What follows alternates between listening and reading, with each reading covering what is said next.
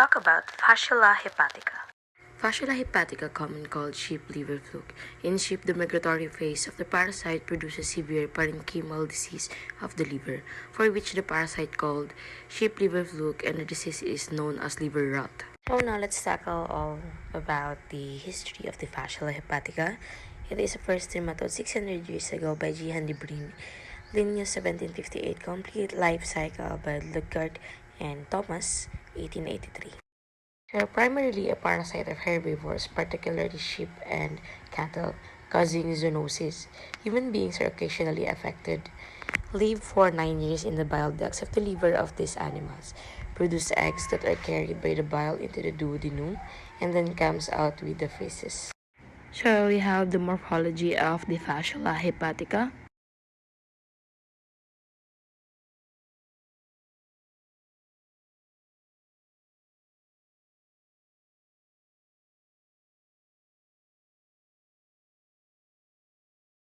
So the epidemiology.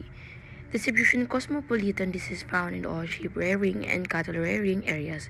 Russia, Europe, Latin American countries like Peru and Argentina, Egypt, Iran, Iraq, Northern Thailand, China, Japan, and Australia. Transmission occurs by the ingestion of metasaccharide insisted on aquatic vegetation such as watercress in salads or contaminated water.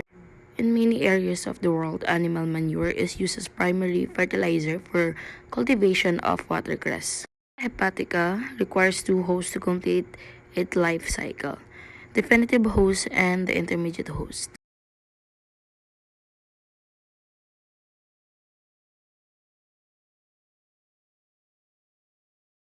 Fasciola adults are flatworms that live in the bile ducts of sheep and cattle.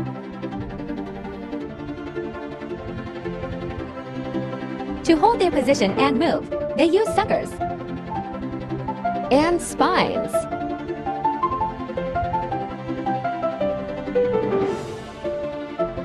Eggs are produced in their millions, passing through the gut and onto pasture in feces. To reach water, Miracidia develop in the eggs to hatch after 2 weeks.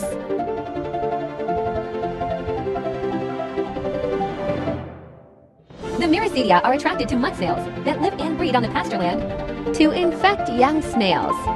The Miracidia attach and shed their outer layer. Once inside, Miracidia become sporocysts. One sporocyst can produce up to 4,000 cercoria. The cercoria emerge from the snails and swim vigorously until they find a surface to which they can attach, forming a cyst and shedding their tail.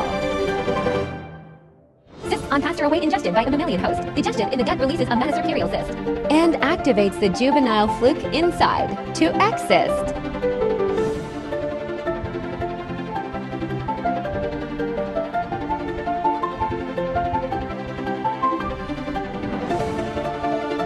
The juvenile uses its suckers and spines to work its way through the gut and liver to the bile duct and complete the life cycle.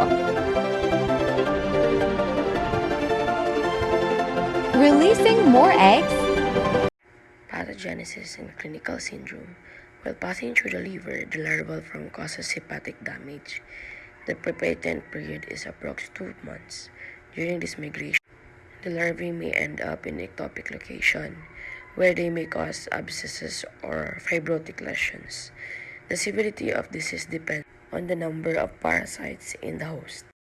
Acute infection. Migration through the liver, parenchyma produces irritation of the tissue and necrotic lesions in the liver.